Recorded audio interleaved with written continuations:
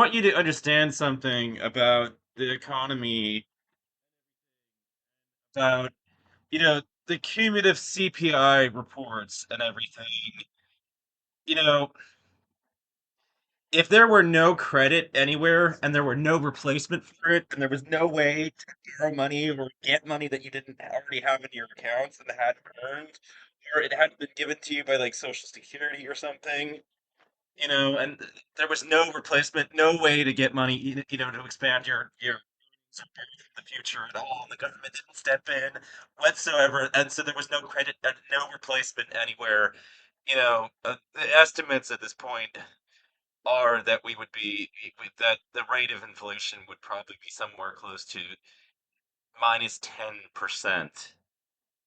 Yeah, would be in deflation, and so it matters that it really matters big that credit card delinquencies and all these other things are up and towards the upside, and the stress in the system is there huge step because the banks have made bad loans. If people are going to the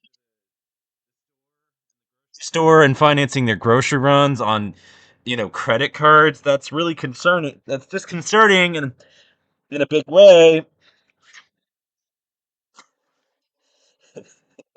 because that's not being put into anything productive or that will produce more than the interest on the loan or anything. So people are drowning, economically and everything, sinking, you know, and their financial books are falling apart and deteriorating. And, you know,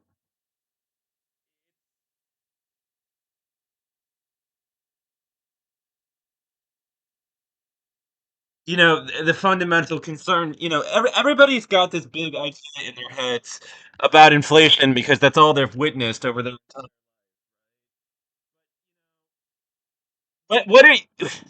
What are we've experienced is over the last couple of years has been debt fueled inflation, and that is not good in a big way because a lot of these people are never ever ever under any conditions going to pay that debt back, which means the banks have made a lot of very stinky shitty loans. And this sounds very familiar because they did the same thing with mortgages, back in 2007. And why this is not yet a systematic risk and it's not yet not enough of a problem to imperil the entire economy, you know, like I've been going over with Irvin Fisher's debt deflation theory, mounting debt is the catalyst. It feeds the deflationary reaper that I've been cautioning about and warning.